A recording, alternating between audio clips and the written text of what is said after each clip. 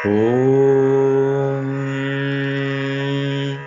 अग्निमीळे पुरोहितं यज्ञस्य देवमृत्विजम् होतारं रत्नधातमम् अग्निः पूर्वेभिर्ऋषिभिरीड्यो नूतनैरुत स देवा एह वक्षति अग्निना रयिमश्नवत्पोषमेव दिवे दिवे यशसं वीरवत्तमम् अग्नेयं यज्ञमध्वरं विश्वतः परिभूरसि स इद्देवेषु गच्छति अग्निर्होता कविक्रतुः सत्यश्चित्रश्रवस्तमः देवो देवेभिरागमत् यदङ्गदाशुषे त्वमग्ने भद्रं करिष्यसि तवेत्तत्सत्यमङ्गिरः उपत्वाग्ने दिवे दिवे दोषावस्तर्धिया वयं नमो भरन्त एमसि राजन्तमध्वराणां गोपामृतस्य दीदिविं वर्धमानं स्वेदमे स नः पितेव सूनवेग्ने सुपायनो भव स च स्वानस्वस्तये।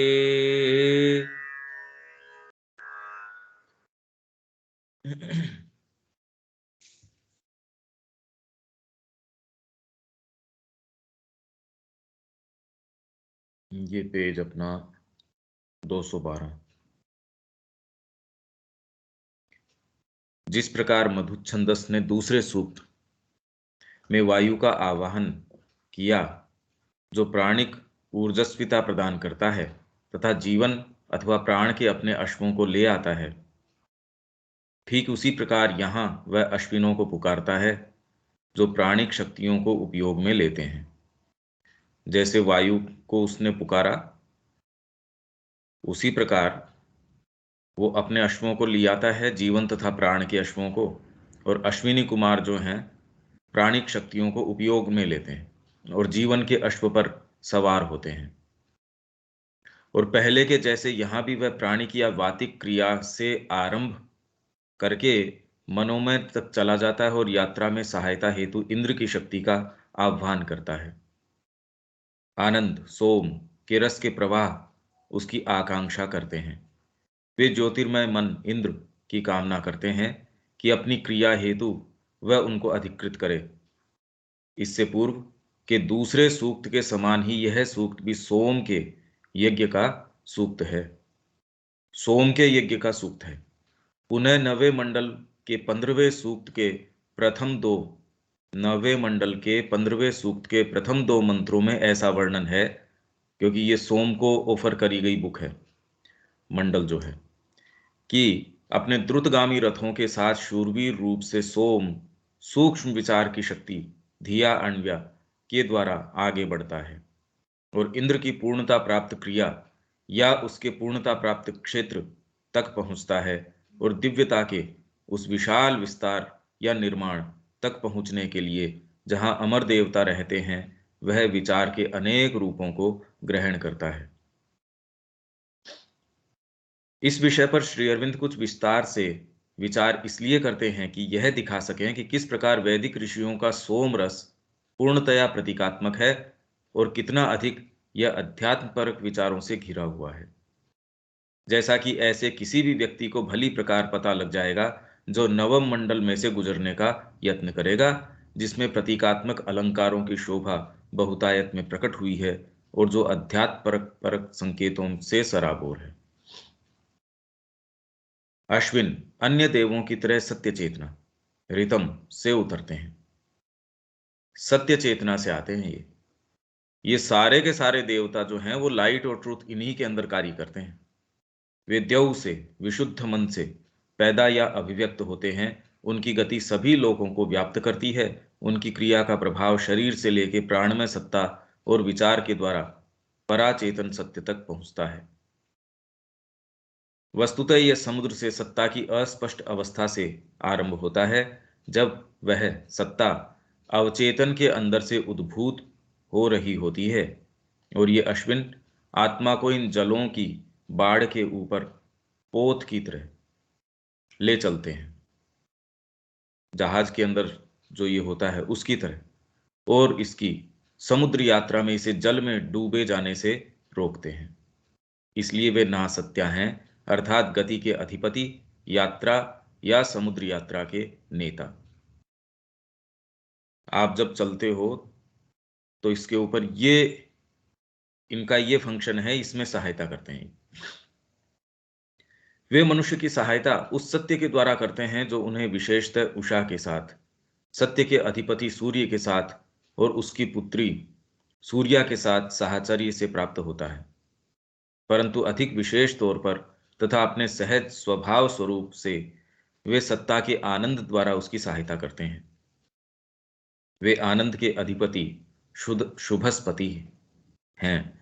उनका रथ या उनकी गति अपने सभी स्तरों में सत्ता के आनंद की तृप्तियों से परिपूर्ण है।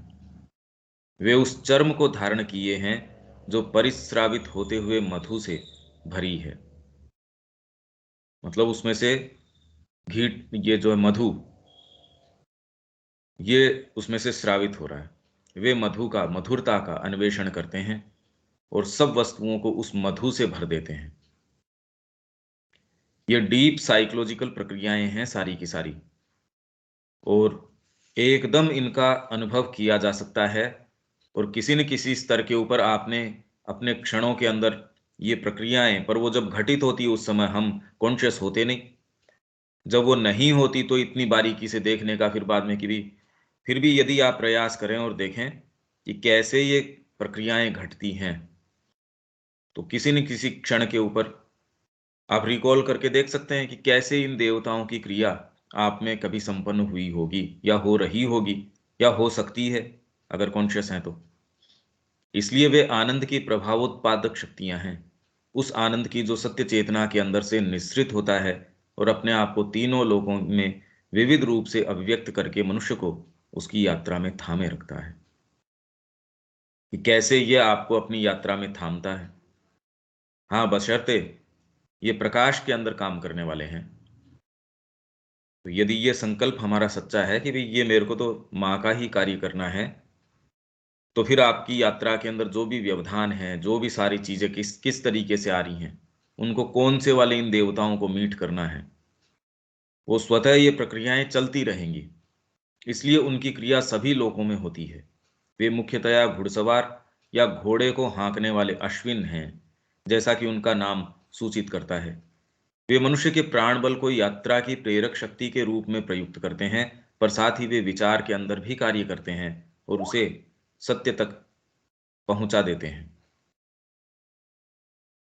ये इनकी जो एक्टिविटी है, इनका जो फंक्शन है, वो बता रहे हैं।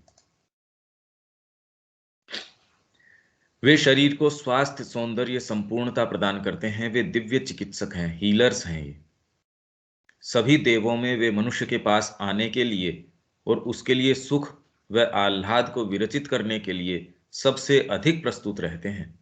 आगमिष्ठा शुभस्पति, क्योंकि यही उनका विशिष्ट और यथोचित कार्य है। वे मुख्यतः शुभ के, आनंद के अधिपति हैं, शुभस्पति। वह महान प्रकाशों का प्रकाश, सत्य का सूर्य, सत्य चेतना की ज्योति, जीवन की गति में से उस प्रबुद्ध मन को, स्वह को, भूर्भुवः स्वः, स्वर्ग रचने के लिए उठ रही है, जिसमें निम्न त्रिगुणित लोक अपने विकास की पूर्णता को प्राप्त होता है। एष स्यः भानुः उदीर्यति। मनुष्य के अंदर इस सूर्य का उदय हो जाने से अश्विनों की पूर्ण गति संभव हो जाती है, क्योंकि सत्य द्वारा ही सिद्ध आनंद, दैवीय आनंद प्राप्त होता है। इसलिए अश्विनों का रथ इस देव की ऊंचाई पर, इस दैदीप्यमान मन के उच्च धरातल या स्तर पर जोता जा रहा है। वह रथ सर्वव्यापी है, उसकी गति सब जगह पहुंचती है, उसका वेग हमारी चेतना के सब स्तरों पर स्वतंत्रता पूर्वक संचरित होता है। मतलब इनकी क्रिया सारे स्तरों पे है। आपके भौतिक को ही इसने हील कर दिया। ये तो हमारे लिए इस तरीके का विभेद है। वो ये जानते हैं कि प्राणिकता को हील करेंगे तब आपकी भौतिकता हील होगी, और प्राणिकता अपने आप में हील नहीं हो सकती जब तक कि मानसिकता हील नहीं होती। और माइंड आपका बड़ा कुशाग्र है, ठीक है, सारी चीजें, पर कहीं ना कहीं अंतर विरोध है, आंतरिक आपके विरोध है, तो वो भी सही नहीं रह सकता। आपकी अभीप्सा एक है, विचार कितने भी कुशाग्र हों, पर बुद्धि यदि सबसर्वियंस स्वीकार नहीं करती अंतरात्मा की, तो उसमें संघर्ष आ जाएगा। वो संघर्ष मन में रिफ्लेक्ट करेगा, मन का प्राण में करेगा, प्राण का शरीर के अंदर रिफ्लेक्ट करेगा। तो ये हर स्तर के ऊपर हील करने का मतलब, यूं तो सारे ही देवता सत्य के प्रकाश के अंदर अपनी गति करते हैं और उनका अपना अपना फंक्शन है, पर इसमें विशेषकर इनका ये है, ये इस तरीके से हाँक के लेके जाते हैं। अब ये इतनी सूक्ष्म प्रक्रियाएं हैं, होती जरूर हैं, विशेषकर उनके साथ जिन्होंने मार्ग अपनाया है। कॉन्शियस कदाचित ही कोई होता है। इसलिए वेद को समझे नहीं, ये थोड़ी है कि आध्यात्मिकता लुप्त हो गई, पर जिस भाषा के अंदर ये है, कॉन्शियस नहीं हुए। अश्विनों की पूर्ण सर्वव्यापी गति सत्ता के आनंद की, सभी संभव तृप्तियों की पूर्णता को ले आती है। पूर्ण सर्वव्यापी गति अगर ये तारतम्य में होगी, भाई आपका शरीर जो है और प्राण तारतम्य में है, तो इसमें से सहज रूप से, इवन भौतिक रूप से आप ये देखिए, आपकी भोजन की, आपकी सारी चीजें बिल्कुल संयत है, सही है, तो शरीर का भी आपको जो रोग हैं और हैं, या उसके अंदर आपको एनर्जी की प्रॉब्लम हो रही है, जो विशृंखलता से जो चीजें शरीर में घुस आती हैं, रोग है, या और कितनी सारी क्लेश हैं, बाधाएं हैं, वो एक सही दिशा के अंदर, आयुर्वेद आपको वो ही आपकी घरेलू चीजें हैं, उनको इस तरीके से, इस पद्धति से, इस रीति से लो और आपकी हेल्थ ठीक हो जाती है।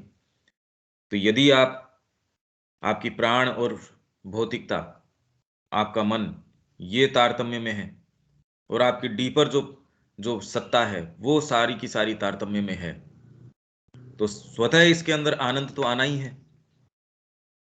जो तृप्तियां या स्वादुताएं या मृदुताएं अश्विनों के रथ में लाई जाती हैं, वे हमारी प्रगतिशील चेतना की तीन गतियों या तीन लोकों से संबंध रखती हैं।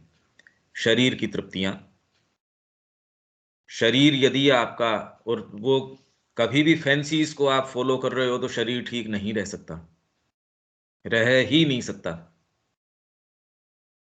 तो शरीर की तृप्तियां, प्राण की तृप्तियां, मन की तृप्तियां, यदि वे तीन युगलों में हैं, तो यह समझना चाहिए कि प्रत्येक लोक पर आनंद की द्विगुणित क्रिया होती है, जो अश्विनों के द्विगुण रूप और सम्मिलित युगल रूप के अनुरूप है।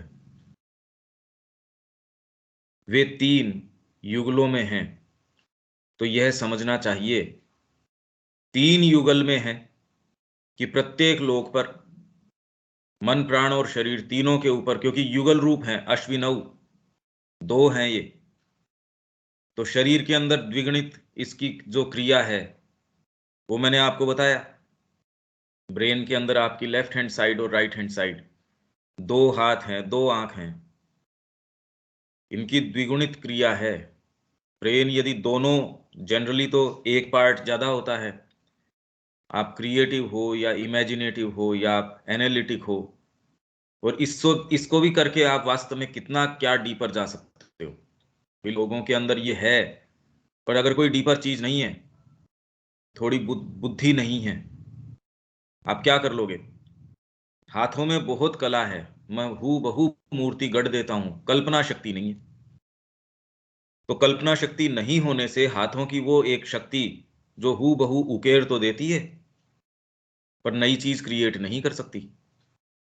और आप में कल्पना शक्ति है, पर उसकी उड़ान बड़ी सीमित है, तो वो क्रिएट करके भी क्या करेगी। तो आप देख रहे हैं कितने स्तरों के ऊपर ये क्रिया है। हाथ अपने आप में ठीक होना, दोनों हाथों की कॉम्बिनेशन से, उनकी हार्मनी से आप इतनी सुंदर चीज कर सकते हो। कितने लोग हैं जिनके हाथ पांव पूरे हार्मनी के अंदर चलते हैं, जिन्होंने अपने आप को प्रशिक्षित किया उस चीज के लिए। या कुछ विशेष प्रोफेशंस ऐसे हैं जिसके अंदर उनको करना पड़ता है उनको पर्टिकुलर तरीके से, तो द्विगुणित उनकी क्रिया है। और फिर बाद में आपके प्राण के अंदर कैसे करेंगे, आप किस तरीके से ये द्विगुणित क्रिया करोगे और मन के ऊपर किस तरीके से करोगे। तो ये कह रहे हैं तीनों स्तरों के ऊपर युगल स्वरूप इनकी क्रिया होती है, मतलब जोड़े में। स्वयं वेद में ही इस दैदीप्यमान तथा आनंदमय युगल के बीच में भेद कर सकना तथा यह खोज पाना कि प्रत्येक अलग अलग किसका द्योतक है, बड़ा कठिन है। वेद भी इनके अंदर इन दोनों के फंक्शंस को कोई अलग अलग, कि इसमें से दो का, इन अश्विनी कुमार दो हैं तो इनमें एक का फंक्शन ये, दूसरे का फंक्शन ये। क्योंकि यदि खाली आप में क्रिएटिविटी है, एनालिटिक पार्ट है नहीं, दोनों के बिना काम नहीं चल सकता। किसी न किसी स्तर के ऊपर आप दोनों की क्रिया के बिना काम नहीं कर सकते।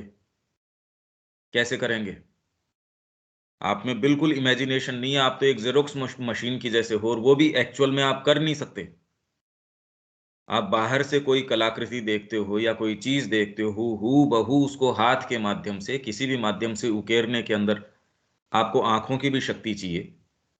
उसको देखने के बाद में वो उसके जो किस तरीके की लाइंस हैं, उसकी डेप्थ क्या है, उसके अंदर उसके कंटूर्स क्या हैं, मटेरियल किस तरीके का है, टच किस तरीके का है, किसी न किसी स्तर के ऊपर। आप खाली ये थोड़ी है कि आप कोई यंत्र हो और देख के एज इट इज यूं इस तरीके से कर दिया, पर उसमें कोई बहुत आप निर्माण नहीं कर सकते, वो क्षमता एक अलग हो गई। तो यदि ये दोनों चीजें न हो, प्रभावी मैनिफेस्टेशन नहीं हो सकता। ऐसा कोई संकेत हमारे पास नहीं है जैसा तीन रिभुओं के विषय में हमें मिलता है। किंतु कदाचित इन दो डियोस्कुरोई, त्यऊ के पुत्रों के ग्रीक नाम अपने अंदर सूत्र रखते हुए हैं। वो अब ये श्री अरविंद ले रहे हैं कि भाई यहां द्यऊ के पुत्र, तो इसलिए कैस्टोर जो बड़े का नाम है, काशित्री प्रतीत होता है, जिसका अर्थ है चमकीला। संभवतः है पुरुदंसस हो सकता है। ये इसके जो उसके अंदर इक्विवेलेंट्स मिल रहे हैं, तो ये काम तो श्री अरविंद ही कर सकते हैं। आप ये देखिए कि कितना डीप इन्होंने देखा होगा उसके अंदर की, ये जो ग्रीक है माइथोलॉजी, उसके अंदर इससे जो है इक्विवेलेंट कौन से नाम हैं, उनके फंक्शंस क्या हैं। और इसीलिए इन्होंने फिर बाद में ये कहा कि जो वैदिक कल्चर है, या जो एक मिस्टिक जो एक तरीका है देखने का जीवन का, वो व्याप्त था। पर पश्चिम के अंदर चिंतन ने एक बिल्कुल अलग धारा पकड़ ली। भारत के अंदर कभी भी जो बाद में चिंतन है, उसमें हमेशा ही इंट्यूशन का पुट रहा, वो उसके सबसर्वियंस में ही रहा। कभी उसने अपने कोई विलास के लिए कि अपनी ही कोई एक धारा पकड़ लियो, ऐसा यहाँ कभी भी मुक्त तरीके से नहीं हुआ कि उसने अपने आप को बिल्कुल इससे अलग कर लिया हो। वहां ऐसा हुआ, इसलिए उनकी सारी जो फिलोसफी है बिल्कुल ड्राई रह गई। उसके अंदर कोई डीप कोई अनुभव या कोई चीज, उससे वो रिक्त हो गई। और यदि उससे कोई चीज रिक्त है तो वो ठहर नहीं सकती। कि प्राण से रिक्त कोई शरीर हो, वो कब तक ठहर सकता है। तो वैसे ही वो तो निष्प्राण थी। यहां जो है अब तक भी कोई भी चीज है, इसीलिए भारतीय संस्कृति में जैसे हम पढ़ रहे थे कि भारतीय धर्म का जीवन मूल, भारतीय दर्शन का जीवन मूल्य, इन दोनों का जीवन मूल्य तुरंत जीवन के ऊपर, कसौटी के ऊपर उतार लिया जाता था इनको। आप इसको जीवन पे लागू करके देखते हो, अगर फिलोसॉफी यहां जीवन के ऊपर निष्प्रभावी है तो वो ठहर नहीं सकती, फिर वो कोई उपयोग की नहीं है। वैसी वो धर्म जो जीवन के लिए अपना प्रयोजन नहीं रखता, वो यहां टिक नहीं सकता। ये हमको बिल्कुल ऐसे लगता है अभी क्या बात है इसके अंदर, जबकि क्योंकि अगर व्यापक दृष्टिकोण से देखें, और जो डेवलपमेंट हुआ पूरे जगत के अंदर, किस तरीके से ये सारी धाराएं जो निकली और आगे बढ़ी, यदि हम ये नहीं देखें, श्री अरविंद के बताने के बावजूद भी हम कौन सा अप्रिशिएट कर पाते हैं इसको कि ये कितनी विशेष बात है। तो ये कह रहे हैं विशेषण के तौर पर पुरुदंसस हो सकता है दूसरा वाला। पहला वाला ये कह रहे हैं कि कैस्टोर, और दूसरा ये जो पुरुदंसस, जो वेद में अश्विनों के विशेषण के तौर से आने वाला एक नाम है, जिसका अर्थ है विविध क्रिया वाले, जिसकी क्रिया वेरीड है। यदि यह ठीक है तो अश्विनों की युगल रूप उत्पत्ति शक्ति है। शक्ति और प्रकाश, ज्ञान और संकल्प, चेतना और बल, गो और अश्व के सतत आने वाले वैदिक द्वैत को ही याद दिलाने वाली है। अश्विनों द्वारा हमें प्राप्त कराई गई सभी तृप्तियों में ये दो तत्व इस तरह मिले हुए हैं कि अलग नहीं किए जा सकते। कि आपके अंदर यदि आपने देखा तो उसके साथ साथ जो भाव उठना है, उसके साथ साथ जो संकल्प उठना है। आपने आग जलती देखी और खाली देखी और आपने उसको, तो व्यक्ति कहता अभी आपने देखा, गुणा नहीं। तो उस दोनों क्रियाएं साथ है। यदि आप वास्तव में देख रहे हैं तो उसके साथ साथ क्रिया हो रही है। इसीलिए आपका जीवन यदि रिफ्लेक्ट नहीं कर रहा, इसका मतलब आपने मां का मुखमंडल देखा नहीं अभी। वो यदि देखोगे तो तुरंत फिर बाद में आपकी क्रियाएं चेंज हो जाएगी। अभी इतना हमको आयास में ये जीवन इसलिए लगता है क्योंकि कोई आनंद इसके अंदर है नहीं, और वो इसलिए नहीं है क्योंकि अभी कोई चीज नजर आई नहीं। जहां प्रकट रूप, तो इसलिए ये कह रहे हैं अश्विनी कुमारों की, या ये और भी देवता, इनकी युगल क्रियाएं हैं। और युगल बोल के खाली दो नहीं, अनेक विध क्रियाएं हैं। आप यदि कोई चीज देखोगे, भाई आपकी आंखों ने रिपोर्ट दी कि कोई ऐसी दुर्घटना घटने वाली है। अब आप कोशिश करेंगे कि आपके पास इतना समय है क्या इंटरवीन करने का, या उसमें क्या करने का। ट्रेन की पटरी के ऊपर कोई है, मूर्छित पड़ा है या कुछ है, आपके पास इतना समय है तो तुरंत आपके कर्म के अंदर ये आ जाएगी, अरे तुरंत ये काम करो, भले कोई दूसरी चीज के अंदर आप जा रहे हो। आप कौन सी क्रिया करते हैं उसके आपकी चेतना के ऊपर परिणाम दुष्परिणाम ये सारे के सारे हैं। और जितने ही आप कल्टीवेटेड हो, कहने का मतलब जितनी ही आपके अंदर देवताओं की क्रिया है, यदि आप संगत व्यवहार, उस समय आपकी इंद्रियों ने बता दिया कि अरे सामने एक व्यक्ति जो है कार के अंदर फंसा हुआ है, वो निकल नहीं पा रहा, संकट की स्थिति के अंदर है, आप कहीं भी जा रहे हो, कितनी भी जल्दी के अंदर हो, अब आपके लिए तो, क्योंकि आपके इंद्रियों ने आपको ये सामने दे दिया, अब क्या करो आप। यदि आप उसको दरकिनार करके जाते हो तो भी आपके इसके कॉन्सिक्वेंसेस तो हैं चेतना के अंदर, क्योंकि रिपोर्ट तो आपको मिली है। ऐसे के अंदर इसीलिए जब आप इस मार्ग में होते हो, इन रिपोर्ट्स को सिंथेसाइज करते हो आपकी हाईएस्ट चेतना के आधार पे कि इसमें क्या करना चाहिए। एक कोई भी गिवन सिचुएशन के अंदर कामी पुरुष एक तरीके से रिएक्ट करेगा, दूसरा दूसरी तरीके से करेगा, और उनकी चेतना में उसके सारे के वो किस तरीके से रिएक्ट करते हैं या नहीं करते हैं। करते हैं उसके भी कॉन्सिक्वेंसेज हैं, नहीं करते हैं उसके भी कॉन्सिक्वेंसेज हैं। तो ये निर्धारण व्यक्ति कहां से करेगा? वो ये दिखा देगा आपका कल्टीवेशन कितना है। और फिर बाद में यदि कल्टीवेशन है उसके अनुकूल नहीं कर रहे हो तो आपके ऊपर पर्दा डाल देगा वो आपको रसातल के अंदर लेके चला जाएगा। तो इसीलिए माँ कहती है आपके पास परपिचुअल चॉइसेस हैं, और वो चॉइस को कौन से को आप लेते हो। और आप ये सोचते हो, आंखें बंद कर लेते हो, नहीं इससे कुछ नहीं होगा। अरे कुछ कैसे नहीं होगा, आपकी चेतना के अंदर संघर्ष हो ही जाएगा। मेरे को पता है करने का काम क्या है, और मैं किसी भी प्रीटेक्स्ट में वो नहीं कर पा रहा, तो उसके कॉन्सिक्वेंसेज है, मेरी चेतना के अंदर संघर्ष पैदा हो जाएगा, मेरे अपने ही भाग संघर्ष में आ जाएंगे। तो उससे जो जीवन से निकलने वाला ये सोम या जो भी आप इनका नाम दे दें, तो वो कहां से आएगा? वो नहीं आएगा, देवता तृप्त नहीं होंगे, आएंगे ही नहीं। आपके पास क्या है उनको ऑफर करने के लिए? भेंट के लिए कुछ नहीं है हमारे पास। तो ये सारी की सारी बहुत इन्वॉल्व प्रक्रिया है। इसलिए मैं रोज ये कह रहा हूं कि इसके ऊपर आप मेडिटेट अपॉन कर कीजिए, इसके ऊपर पूरा, इसके ऊपर ध्यान एकाग्र करके, क्योंकि ये हमारी प्रक्रिया है ये सारी की सारी। जहां प्रकट रूप प्रकाश या चेतना का है वहां शक्ति और बल उसमें सम्मिलित है। जहां प्रकट रूप प्रकाश या चेतना का है वहां शक्ति और बल उसमें सम्मिलित हैं। आपको चेतना दे दी गई है और दूसरे कर रहे होंगे कोई काम, उससे क्या मतलब है? आपको जब ये प्रकाश आपकी चेतना के अंदर आ गया तो आपको इसके अंदर डेफिनेटली माँ ने शक्ति कहीं न कहीं दी है, उसमें सम्मिलित है। और यदि आप उसको उसके अंदर नहीं नियोजित करते तो इसके परिणाम है, उसको भोगने के लिए तैयार रहिए। जहां प्रकट रूप शक्ति या बल का है वहां प्रकाश और चेतना उसमें सम्मिलित हैं। इसका मतलब ये दोनों एक दूसरे के अंदर अंतर्निहित, यही बात मैं कर रहा था अभी कि इसके अंदर जो अग्नि है, अग्नि के अंदर दोनों हैं। ऐसे ही जो देवताओं की क्रिया है वो प्रकाश की क्रिया है, चेतना की क्रिया है, इसलिए शक्ति की क्रिया है। किंतु तृप्तियों के ये तीन रूप ही वह सब नहीं है जिसे उनका रथ हमारे लिए धारण किए है।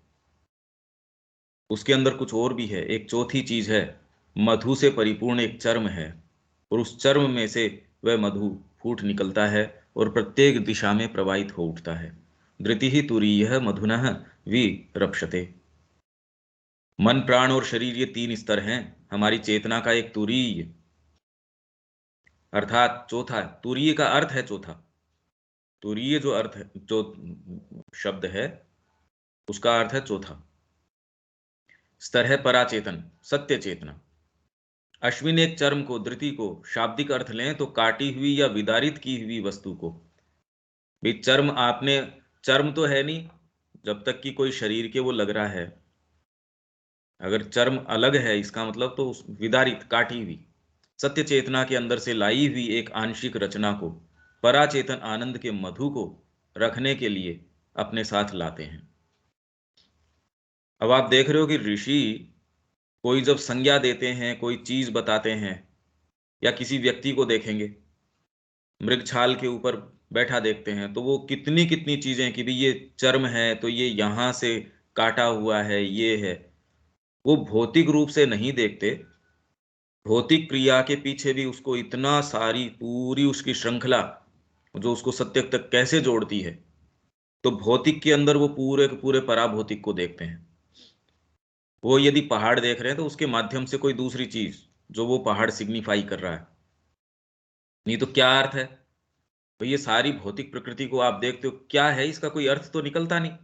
यदि खाली आप इसको भौतिक माने और अगर रिफ्लेक्शन या सिंबल नहीं माने इसको, कोई उसके पीछे जो डिवाइन रियलिटी है उसकी कोई इसको सिंबल नहीं माने, तो क्या अर्थ है, क्या समझते हैं हम इसका? कोई भौतिक जगत है, बस घूम रहा है, उसका कोई मीनिंग नहीं निकलता। तो पराचेतन आनंद के मधु को रखने के लिए अपने साथ लाते हैं, पर वह इसे अपने अंदर नहीं रख सकती। वह अपराजेय रूप से प्रचुर और असीम मधुरता फूट निकल पड़ती है और सब जगह प्रवाहित हो पड़ती है और हमारी सारी सत्ता को आनंद से सिंचित करने लगती है। तो जैसे ही आप उस चेतना को टच करते हैं, आप छिपाए नहीं रख सकते, आपके चेहरे के ऊपर ये चीज आ जाएगी। आप उस चीज से संयुक्त हैं, आपने कोई बहुत अच्छी डीप कोई ऐसी चीज पढ़ी है, आपकी सत्ता में परकुलेट कर जाएगी, वो आपके चेहरे पे आ जाएगी, आपके कर्म में वो चीज आएगी। और आप सारे समय तन्मय हैं कोई ऐसी चीज के ऊपर, आपकी सत्ता कह रही है इसका क्या लेना देना है तेरे जीवन के उद्देश्य से। तो अब वो संघर्ष आता है, वो संघर्ष हमारे हेल्थ के ऊपर, हमारे प्राण के ऊपर, मन के ऊपर। मन में क्लैरिटी नहीं रहेगी, प्राण के अंदर जो भाव उठेंगे वो कैसे कैसे उठेंगे, हमसे कोई छिपे थोड़ी हैं कैसे भाव उठते हैं सारे समय हमारे अंदर। और उसके कारण फिर बाद में सारा प्रयास अब किसका है, हमारी हेल्थ ठीक हो जाए, और इतनी केंद्रितता होने के बावजूद भी हेल्थ ठीक नहीं होती। ये देखिए कितनी विचित्र बात है। और जैसे ही केंद्रितता यदि उसके ऊपर हो, मां के ऊपर हो, ऑटोमेटिकली सारी चीजें तारतम्य में आ जाती हैं, सब बिल्कुल सही। वो पूरा वाद्य यंत्र जो है एकदम सही स्वर में बोलने लगता है। हम गलत एंड के ऊपर पकड़ते हैं, इसलिए उसके जो स्वर है, स्वर संगति सही नहीं आती। उस मधु द्वारा तृप्तियों के तीन युगल, ये सारे डीप अनुभव की बातें चल रही है इसके अंदर, कि इसमें कैसे चौथा जो तत्व है। नहीं तो आपका मन बड़ा, जो इनका ततः किम शरीरम स्वरूपम तथा वाकलत्रम, ये सारे के सारे इसमें जो शंकराचार्य जी का है, गद्यम सुपद्यम करोति, वाणी आपकी ऐसी सिद्ध है जैसे वो दिग्विजयी पंडित इनके पास चैतन्य महाप्रभु के पास आया था। वो कभी रिपीट करे ही नहीं अपने एक श्लोक को, जो वो स्तोत्र रचना करता जा रहा है, धारा प्रवाह बोलता जा रहा है, वो रिपीट ही नहीं कर रहा। 2 दिन 3 दिन चलता रहा। चैतन्य महाप्रभु ने फिर बाद में कहा, जी मेरे को थोड़ी शंका है इसके अंदर। कहा, रे बोलो, क्या पूछना चाहते हो? तो कहा, जी आपका वो वाला जो है, उसमें मेरे को थोड़ी शंका है। कि वाह, तेरी तो स्मृति शक्ति तो बढ़िया है, नहीं आज तक तो कोई ऐसा पूछा ही नहीं पलट के, तो मैं तो रिपीट ही नहीं करता अपने श्लोकों को। चल बता, उपहास के रूप में कि तू भी क्या, मतलब ठीक है। जब उन्होंने विवेचन करना शुरू किया तो तुरंत शरणागति, चरण पकड़ लिए कि ओहो मेरी गलती हो गई। तो कितनी भी आपकी मानसिकता बहुत ज्यादा शार्प हो, प्रखर हो, और यदि इसके अंदर ये वाली बात नहीं हो, ततः किम, कुछ नहीं, मिट्टी है ये सारी की सारी चीज। तो इसलिए ये बात कौन बताता है आपको? उस मधु द्वारा तृप्तियों के 3 युगल, मानसिक, प्राणिक, शारीरिक, इस सर्वव्यापी चारों तरफ उमड़कर बहती हुई प्रचुरता से संसिक्त कर दिए जाते हैं, और मतलब इनको इससे सराबोर कर दिया जाता है, भिगो दिया जाता है, और वे इसकी मधुरता से परिपूर्ण मधुवंतः हो जाते हैं, और ऐसे होकर वे एकाएक ऊर्ध्वमुखी गति करने लगते हैं। तब चलते हैं ये आप शिक्षा के अंदर, और जबकि शिक्षा के अंदर प्राण को बेचारे को तो टच ही नहीं किया जाता। न शारीरिक शिक्षा है, व्यायाम, यदि आपने कोई बाद में जिम ज्वाइन कर रखा है और है, वो एक अलग बात है, पर शरीर की क्या क्या क्षमताएं हैं, और माँ कह रही है खाली उसको ठीक करने के लिए नहीं, उसमें चेतना जो है वो सिंचित करने के लिए। और ये भी माँ ने कहा कि अब शरीर के विषय में कॉन्शियसनेस पहले से ज्यादा है। पहले तो ये माना जाता था कि कोई फिलोसोफर है या कोई विचारात्मक व्यक्ति है तो शरीर तो उसका बिल्कुल कृशकाय ही होगा, बिल्कुल मरा सा होगा। बड़ी एक इसके पीछे फैंसी थी लोगों की। कह रहे अब जो है ये जागृति तो है, अब काफी ये इस चीज के विषय में, और प्राणिक जो है उस भाग को तो कोई टच ही नहीं करता। और प्राण एक एक ओवरऑल आपको एक सर्टेन ये है कि नहीं भाई, ये समाज में ये चीज तो ठीक नहीं है, आप इस तरीके से नहीं बोल सकते। ये सर्टेन जो एटिकेट्स हैं, मोरल्स हैं, मन के ऊपर तो बिल्कुल अंकुश नहीं है। वही अपना अपना विचार, तो मां कह रही है ये तो बिल्कुल गलत बात है। और जबकि आपको लगता है अरे इसमें तो कोई क्या कर सकता है, आपने अपने टैक्स दे दिए, आप किसी के पास जा रहे हो, आपने अभद्र व्यवहार नहीं किया, आपने किसी से सामान लिया तो उसको पैसा दिया, ये थोड़ी उठा के भाग गए आप। तो सर्टेन आपके मोरल्स हैं, सर्टेन आपके कोड्स ऑफ कंडक्ट हैं। हालांकि उससे कोई प्राणिक प्रकृति कोई आपकी उससे हो गई वो नहीं। हाँ ठीक है, एक आपकी सामूहिकता, एक चले, एक सेम्बलेंस ऑफ सैनिटी बस। पर शिक्षा में प्राणिक भाग को तो इनफैक्ट उघाड़ दिया जाता है, उसको कितना प्रबल कर दिया जाता है, उसको लैस कर दिया जाता है उन सारी चीजों से कि कैसे वो अपनी पूर्ति करेगी। ये प्रयास तक भी नहीं है कि कैसे इस भाग को टच किया जाए या इसको प्रशिक्षित किया जाए, बात ही नहीं करता कोई इसकी। भाई गुरुकुल जो सिस्टम है उसके अंदर स्वतः इसकी कोई बात हो जाती है तो हो जाती है, विधिवत जो माने का है उसके अलावा तो आज तक कोई टच ही नहीं करता इसको। शरीर को भी जो ये हठ योग है या फिर ये सारे हैं, पर क्यों करना चाहिए, ये तो इसका तो कुछ बताते नहीं है। और इस सारे भागों की पूर्णता होनी किसके लिए चाहिए, ये तो कोई कल्पना ही नहीं है। ये आप कितने भी पढ़ लीजिए, उनमें कहीं ये वाली जो चर्चा शिक्षा के विषय में और इनकी क्षमताएं क्या क्या हैं। इसलिए अपनी जो ये मैनिफेस्टो, डिवाइन लाइफ मैनिफेस्टो, इसमें सारे को अपन ने जगह जगह से एक जगह इकट्ठा किया कि भी क्यों, ये किस तरीके से। यूँ तो माँ श्री अरविंद के पूरे लिटरेचर में, स्पेशली माँ ने तो इसके ऊपर जितनी बातें करी हैं, माँ ने ही करी है, और तो कोई विधिवत तो कहीं देखने मिलती ही नहीं। टेक्निक्स है, कोई ये पर्टिकुलर ये छोटी सी टेक्निक है, कोई ये टेक्निक है। यूँ तो आपके त्राटक की टेक्निक भी है, हर चीज की टेक्निक्स तो दुनिया में बिखरी पड़ी हैं, पद्धतिबद्ध कहाँ हैं, उनको रखें कहाँ, आप किस पर्सपेक्टिव में रखें। यूँ तो लोगों के अंदर बहुत सिद्धियां हैं, बहुत सारी शक्तियां हैं, पर उसको रखो कहाँ, किस परिप्रेक्ष्य में रखो। तो मानसिक, प्राणिक, शारीरिक, ये जब तक इसके अंदर कोई दूसरा तत्व, और शिक्षा का यही काम है, इंक्लिनेशन आपका, अगर इंक्लिनेशन सही नहीं है तो देख ही रहे हैं हम, जिनको यहां तो चलो जिनको शिक्षा मिली नहीं मिली, जो कह रहे हैं बाहर से बहुत अच्छी शिक्षा, जो हर चीज के बारे में विचार रखते हैं, ये करते हैं, पर पॉलिटिक्स में देखो आप, आपका जिनसे संपर्क होता है, ये जो इतनी पढ़ाई करते हैं आईएएस वगैरह, और ये चुपचाप के अंदर जिस स्तर की डीलिंग करते हैं आपसे, आप करके देखो, तो वो शिक्षा हो रही है या नहीं हो रही है? तो ये एक पहला प्रश्न है ना। और ऐसे होकर वे एकाएक ऊर्ध्वमुखी गति करने लगते हैं। इस निम्न लोक की हमारी सब तृप्तियां दिव्य आनंद का संस्पर्श पाकर पराचेतन की ओर, सत्य की ओर, आनंद की ओर आकृष्ट होकर किसी भी प्रकार अवरुद्ध न होती हुई ऊपर की तरफ चढ़ने लगती है। तब ये ऊपर चढ़ती है। नहीं तो यदि आपके अपने स्तर के ऊपर आप में बहुत कलात्मकता है, आप बहुत बड़े संगीतकार हैं, पर आपका संगीत जाएगा किस किस ओर? अपनी प्रतिष्ठा। आप वास्तव में संगीतकार हैं, पर कभी भी वो ऊपर आकाश की ओर नहीं उठेगा। जब तक आपके अंदर कोई गहरी चीज न होगी, वो कभी भी उधर नहीं जाएगा। ये तो एक प्रचलित प्रसंग है ही, हरिदास जी का और इसका। उसके अंदर वो कह रहे भी मेरे गुरु जो गाते हैं, वो तो भगवान के लिए गाते हैं, उनकी बात मेरे तानसेन जो है मेरे पास कहां से आ जाएगी? दिलीप मोह रॉय गए कुंभ के अंदर, तो ये तो बहुत प्रकांड थे इसके अंदर, संगीत के अंदर। यशोदा माँ ने कहा कि मैंने खाली दो ही जनों को जो है आज तक, जिन्होंने वास्तव में मेरे डीप इंप्रेशन संगीत का, एक तो वो तो बचपन में थी जब मैंने विवेकानंद जी को सुना था। वो इतनी छोटी थी जब वो कुमारी पूजा करी थी, तब इनकी भी पूजा करी थी यशोदा माँ की, विवेकानंद जी ने। उनका सुना था मैंने, पर अब वो तो बहुत लंबा समय हो गया, क्या मैंने इसका दिलीप का सुना है?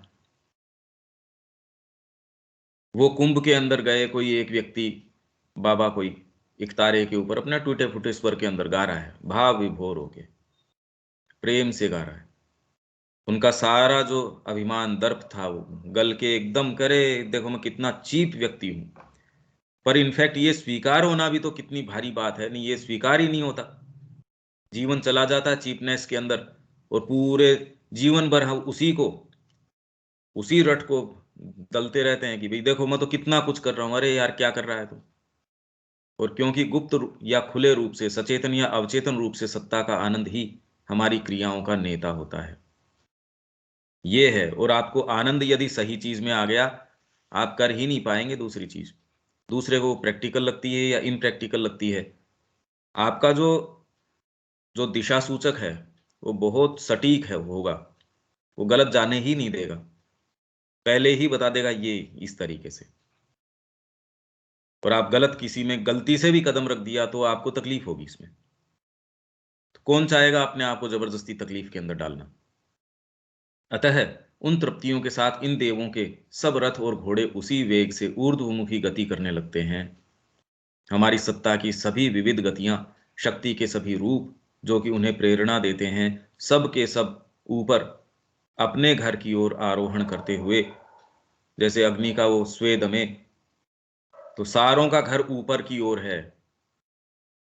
आप किसी भी एक अपनी कोई भी क्षमता है, योग्यता है, धीरे धीरे उसके अंदर आप ये देखेंगे, आप भोजन पकाने में माहिर हैं, पर जैसे ही आप किसी के लिए ऑफर करके पकाते हैं, आप कह रहे इसमें तो आनंद आया। मैंने खुद के लिए, जैसे भगवान बुद्ध कहते थे, कोई कामना की पूर्ति से उसके ऊपर विजय प्राप्त करने के अंदर जितना आनंद आता है, तो धीरे धीरे आपके अंदर ये सारी चीजें पहले तो उदयमान होती हैं। फिर आप ये देखते हैं कि अरे, अपने लिए संकुचित करने की बजाय जब उसको खोलते हैं, देते हैं, ऑफर करने में जो आनंद है, किसी के लिए निहित होने में जो आनंद है, अपने आप को उत्सर्ग कर देने में जो आनंद है, तो धीरे धीरे, पहले आप घोर तामसिक हैं। जो बच्चा है जिस स्टेज से, उसको सामूहिकता का सेंस नहीं है। फिर धीरे धीरे उसको ये कान के अंदर बताया जाता है कि भाई तू अगर लोगों का काम नहीं करेगा तो तेरा कौन, तेरे समस्या के समय कौन आएगा तेरे? तो वो धीरे धीरे ये गिव एंड टेक ये सारा सीख जाता है।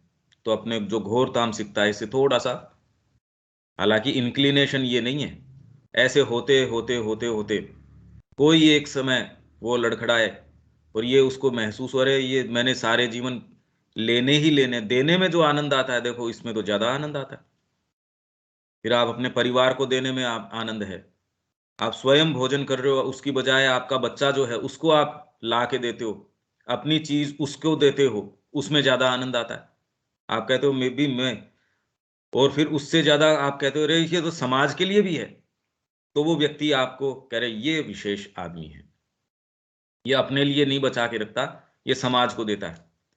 समाज से बड़ा फिर बाद में सिंथेसिस, यूं करते करते करते करते श्री अरविंद कह रहे हैं कि मनुष्य जाति भी फिर आपके लिए एक छोटा सिंथेसिस बचता है। फिर आप कह रहे हैं सबसे ऊंचा जो सिंथेसिस मेरा है वो परमात्मा स्वयं है। तो आपके आनंद का जो स्रोत है, और आप कल्चर्ड या कल्टीवेटेड उतने ही हो जितना जिस दायरे का आपको आनंद आ रहा है। अब आप देख सकते हो आपको किस स्तर के आनंद के अंदर हम हैं, उतना ही हम कल्चर्ड या अनकल्चर्ड, अनसिविलाइज्ड मनुष्य या पशु या कहाँ हैं हम देख लो। ये हर हर जना अपना अपना संभाल सकता है, इसमें कोई छिपी हुई बात नहीं है। तो ये सारे सत्य के प्रकाश का अनुसरण करने लग जाते हैं। आंतरिक अंधकार में से निकालकर ज्योति में लाने का यह महान परिवर्तन अश्विन द्वारा किया जाता है, जो मन की और प्राण शक्तियों की हर्षयुक्त ऊर्ध्व क्रिया के देवता हैं। हर्षयुक्त, और इसे वे इस प्रकार करते हैं कि आनंद का अमृत रस मन और शरीर में उड़ेला जाता है, और वहां वे इसका पान करते हैं। भी आपका किसी से प्रेम है, आपने किसी को गुरु मान रखा है, आपकी बनाई चीज को उन्होंने स्वीकार कर लिया, आपकी कोई चीज को आप करे मैं तो तृप्त हो गया, धन्य हो गया, उन्होंने कह के मेरे से अपनी ये चीज मांग ली, अरे इसमें तो कितना आनंद है। और जहां अहम है वहां यदि आपसे वो कोई मांग ले, देखो आप किस तरीके के भाव आते हैं। आपका कोई किसी को डीपली अडोर करते हो, आप चाहते हो उसकी सेवा का कुछ मेरे को मौका मिल जाए, और जिससे आपको कोई इस तरीके का भाव नहीं है, कुछ भी कर देते हो उसके लिए। अगर किसी को उसके लिए जा रहा है और उसके लिए हॉस्पिटल उसको ड्रॉप भी कर दिया, तो भी मन में ये रिजेंटमेंट, अरे यार 20 मिनट की लेट हो गई मेरे को। तो आपके अंदर ये सारी क्रियाओं को इस तरीके से आप देख सकते हो। और जब वो रिजेंटमेंट है तो आपकी शक्तियों को क्षीण कर देगा, और जैसे ही वो ऑफर करने का आनंद है परिवर्धित कर देगा, आपकी शक्तियों को उड़ा ले जाएगा, आसमान के अंदर उठा ले जाएगा, और आप ऐसे ऐसे काम कर सकेंगे। तभी ये क्रिएट कर सकती है ये संस्कृति। इसने कोई, हम क्या कर रहे हैं, सारी मशीनें होने के बावजूद भी क्या क्रिएट कर सकते हैं? अभी तो कल्पना ही नहीं कर सकते कि उन्होंने क्रिएट किया किस तरीके से। ये तो अध्ययन करते हैं कि किया किस तरीके से। और फिर भी कितनी जोरदार बात है, उनको ये बता रहे हैं अनकल्चर्ड थे, अनडिवेलप्ड लोग थे, उनके पास वो टेक्नोलॉजी नहीं थी। तुम्हारे पास सारी टेक्नोलॉजी है, हेल्थ को तुम ठीक नहीं कर पा रहे। सारी इतनी चिकित्सा पद्धति तुमने अपनी अपने तरीके से डेवलप करी है, और फिर भी तुम उसको सही नहीं रख पा रहे। तो तुम अपने आप को डेवलप्ड किस आधार पे कह रहे हो? कौन सी चीज तुम्हारी डेवलप्ड है ये तो बताओ। पर फिर भी हमारे अहम में ये स्वीकार करना हमारे लिए बड़ा मुश्किल है, मनुष्य जाति के लिए, कि हम कहाँ हैं भाई। जो हैं उनको चीजों को उसके यथास्थान स्थान तो रखने की होनी चाहिए। वे अर्थ प्रकट करने वाले शब्द को मनोमय रूप देते हैं, ये उसको मानसिक रूप देते हैं। अभी तो मानसिक रूप है ही नहीं। आप कल्पना करके देख लो भाई, आपके पास किसी के पास भी इतना समय आप कहो कि भी इनके ऊपर मैं बार बार जैसे कह रहा हूं मेडिटेट अपॉन करो, आप कोशिश करेंगे तो भी कितने एक रूप बना पाएंगे इसके? पहले तो हम में से कितने एक बैठे होंगे इसके विषय में चिंता करते होंगे या चिंतन करते होंगे। और करने के बावजूद भी भाई आपके पास सावित्री की लाइन है, क्या बना लो उसका, बनाओ क्या उसका। आपको शब्दार्थ भी बता दिए गए, तो भी कहें इसका मनोचित्रण करो, सेंस ही नहीं होता कि अरे ये इतनी भी। हम पूरी रामायण पढ़ लो, कुछ भी पढ़ लो, और श्री अरविंद जब उसका विवेचन करते हैं, देखिए वो, मतलब उस विवेचन को समझना हमारे लिए मुश्किल है। अपने आप में उस मूल को तो समझने की बात ही क्या, क्योंकि वो नेसेसरी ग्रूव्स हैं नहीं। जिन चीजों की ये बातें करते हैं, जैसे इन देवताओं की क्रिया की बात कर रहे हैं, आप इस मार्ग में हैं, या तो आप कह सकते हैं अरे बिल्कुल यही बात है। जब ये आनंद आता है, जब आप अपने आप को संकल्प करके दीक्षित होके इस मार्ग में दे देते हो, पर अब वो तो, ये तो पहली प्रीरिक्विजिट ही इस तरीके की है। यहाँ तो संघर्ष इसमें चल रहा है कि अंतरात्मा तो कह रही है, अरे दे अपने आप को इस मार्ग में, मन प्राण शरीर अभी बचाए रख रहे हैं, वो तो देते ही नहीं अपने आप को। तो इसमें से जो आने वाली प्रक्रिया के अंदर से आनंद की जो है बारिश है, जो ये मधु की जो स्रावित होने वाली बात है, वो तो कहाँ रूप, ये मनोमय रूप तो इसका तो हम तो इसको अप्रिशिएट नहीं कर पाएंगे, मतलब उसको समझ नहीं पाएंगे, हृदयंगम नहीं कर पाएंगे उसको। ये यहाँ आके एक साइकोलॉजिकल बैरियर आ जाएगा, बीच में एक व्यवधान आ जाएगा, वो आपको कह देगा भैया यहाँ तक बस, इससे आगे नहीं। ये संगीत मैंने सीखा नहीं, अब कोई ऐसी राग, ऐसी चीज, ऐसी अभिव्यक्ति कर रहा, मैं तो समझता ही नहीं उस चीज को, तो मैं कितना भी प्रयास कर लूं, क्या कर सकता हूं मैं उसमें, ये बताइए।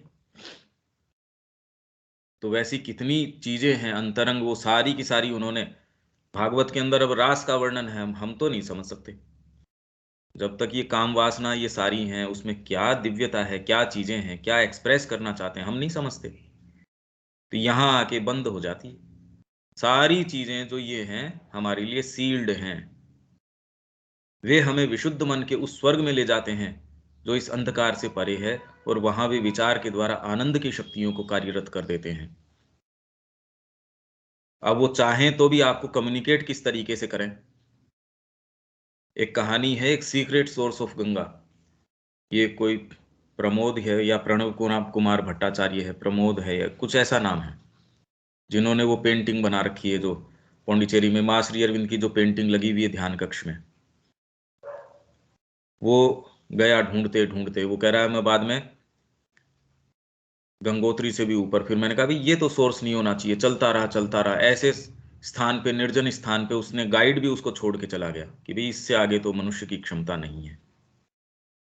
कह रहा सांस लेने को ऑक्सीजन भी इतनी नहीं रही, भोजन वगैरह भी नहीं रहा, मैं अचेत होके वहां गिर गया। फिर बाद में मैं पाता हूँ कि कोई एक व्यक्ति बड़ा विशाल विराट काय, वो आता है, मेरे को टच करता है, मैं पूरी शक्ति से भर गया, वो मेरे को अपने लोक के अंदर लेके गया। वहां लोगों ने इस तरीके के जैसे हमने पहन रखे हैं वैसे परिधान नहीं, बहुत, और उनकी काया इतनी विराट काय, सौंदर्य इतना। फिर वो वर्णन कर रहा है वहां का कि किस तरीके से मणि हैं और हैं, सारी चीजें हैं। वहां बीच के अंदर कोई बुद्ध की सी प्रतिमा है, वो स्फटिक की बनी बनी हुई है, मणियां लटक रही हैं। स्त्रियों ने जो ऊपर अपने वस्त्र हैं वो खाली मणियों के पहन रखे हैं, और कोई दूसरे वस्त्र पहन नहीं रखे। तो वो वहां उनको कहता अभी मेरे को यहीं आप इसमें, वो कह रहा वो गंधर्व लोक था, आप मेरे को यहीं रहने दो, मेरे को आप और वहां वापस मेरे उस लोक में मत भेजो। तो उससे कह रहे तेरे थोड़े दिन बाद में तू यहां परेशान हो जाएगा, इसलिए तूने यहां देखा, और ये भी हमारी कृपा से तू ये देख पाया है। फिर वो उससे कहा उन्होंने कि हमारी कृपा से ही आपको नाक कान आंख ये सारे छिद्र तो मिलते हैं, पर फैकल्टीज नहीं मिलती। आपको लगता है आपको कान है, आप सुन रहे हैं, आप सुनते हैं ही नहीं, डीपर चीज तो आप सुनते ही नहीं हो। आंखें हैं पर देख क्या पाते हो, आपको जगदम्बा की क्रिया नजर थोड़ी आती है, आपको कलात्मकता कहाँ नजर आती है। वही एक मूर्ति के अंदर क्या क्या चीज है, जब विवेचन करते हैं इंडियन आर्ट का श्री अरविंद, हमको नजर आता है वो, विवेचन करने के बावजूद नजर नहीं आता। तो फिर बाद में उनको, उन्होंने थोड़ी अपनी कार्य प्रणाली समझाई, और लाके उसको फिर वापस, क्या मैंने अपने आप को रेलवे स्टेशन के ऊपर पाया, पीछे मुड़ के उसको धन्यवाद देने के लिए मैं पीछे मुड़ा, कोई कुछ नहीं, गायब। पर वो स्मृति आज भी मेरे अंदर बड़ी इतनी एन्चांटिंग है। अब वो रियल है या जो भी है, भले भौतिक रूप से घटा हो या नहीं घटा हो, हमारे लिए तो पूरा का पूरा यही बात है भाई, नाक कान तो हम सबके हैं ही, पर कौन से जगत में हम रह रहे हैं देख लो। तो इसलिए ये जो है आनंद की शक्तियों को कार्यरत कर देते हैं।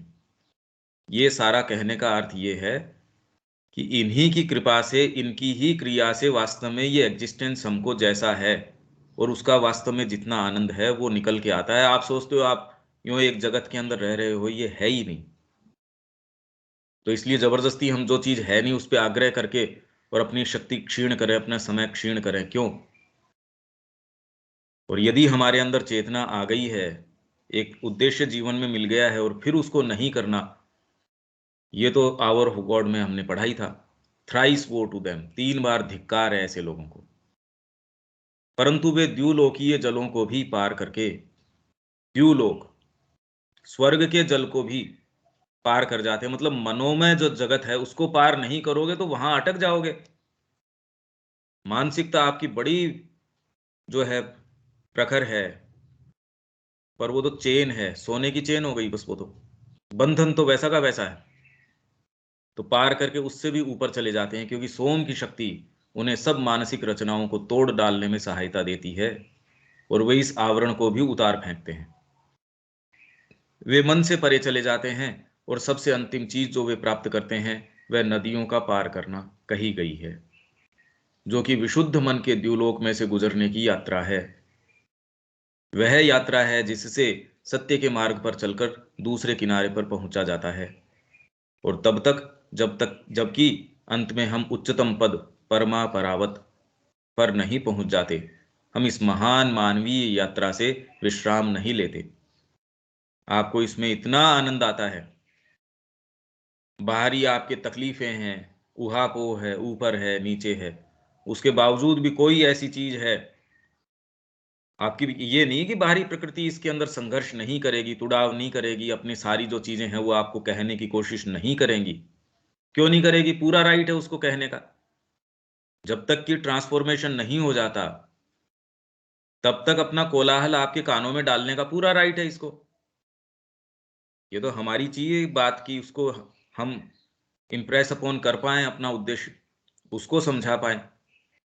बाकी तो बच्चा आपको कन्विंस करने की क्यों नहीं कोशिश करेगा? उसको जो चीज पसंद है उससे आपको, जब तक उसको लगेगा कि मैं मेरे को मिल सकती है जिस भी तरीके से, वो तो आपको कहेगा ही।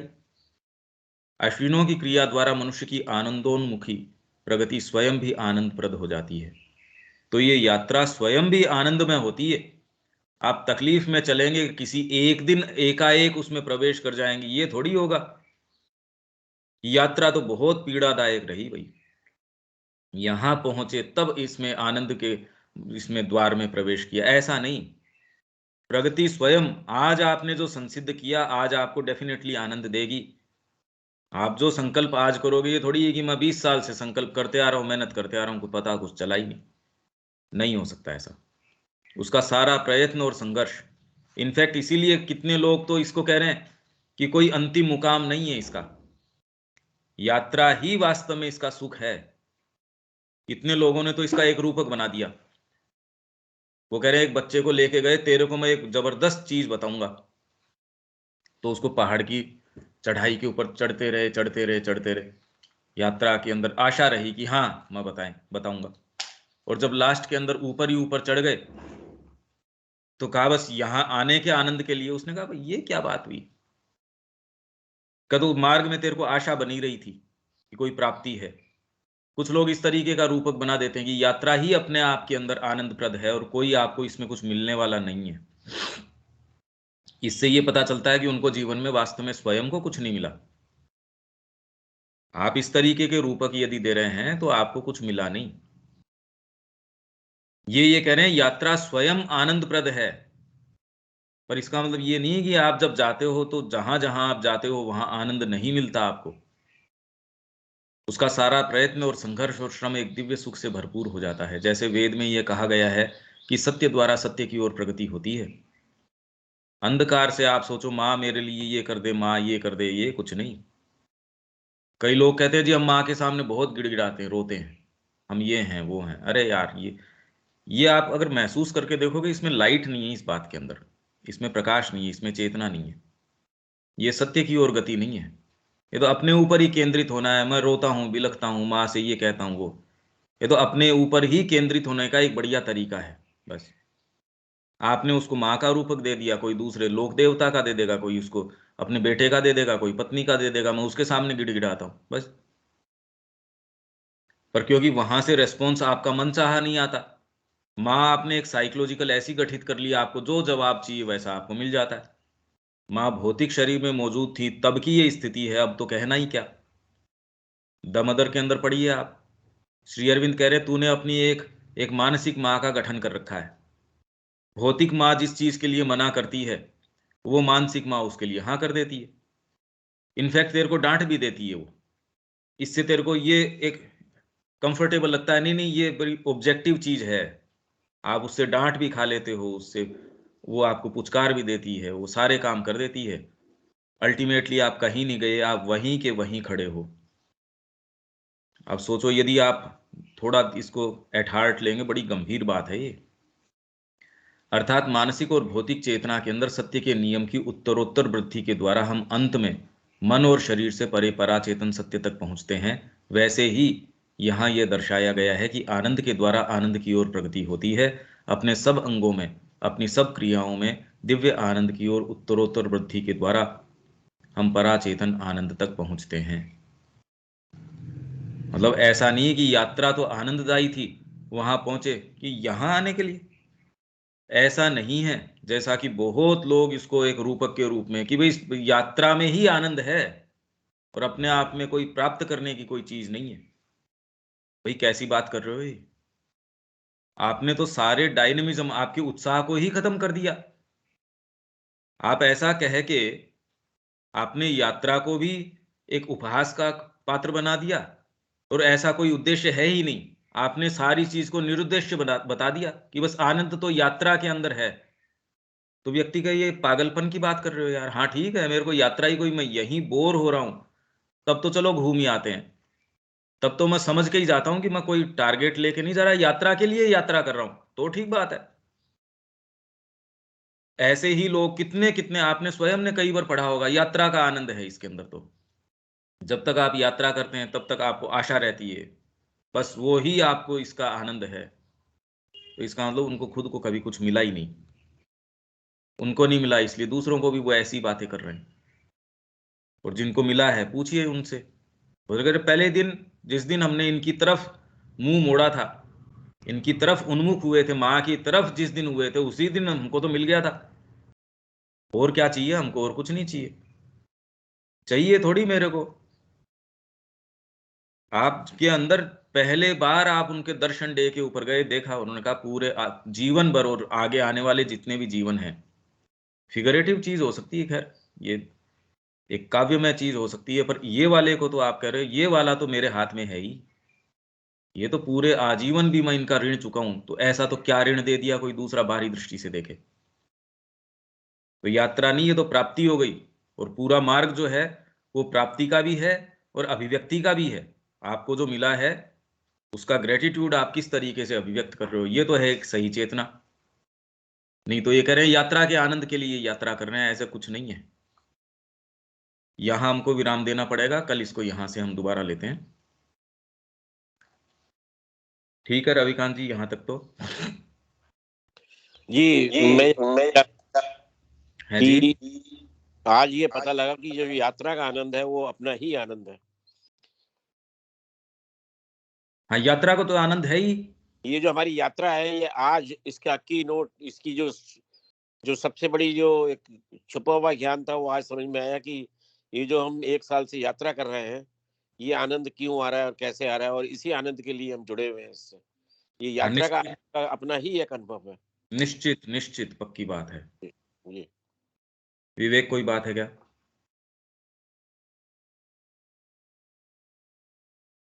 नहीं भी है। हाँ ठीक है, शब्या जी, दीपक जी, किसी की भी कोई भी बात हो तो आप बोल सकते हैं। कल नहीं होगा अपना, कल तो हम सब जो जो हैं वो व्यस्त होंगे। शब्या जी भी, रविकांत जी भी, सारे ही व्यस्त ही होंगे, तो सुबह तो नहीं कर पाएंगे। भैया कल पांडिचेरी में है अभी हम, हाँ तो इसीलिए। कल तो क्लास नहीं कर पाएंगे। हाँ नहीं कर पाएंगे, कोई ठीक है, यहाँ विराम देते हैं। जय श्री माँ। जय श्री राम। जय श्री माँ। जय श्री राम।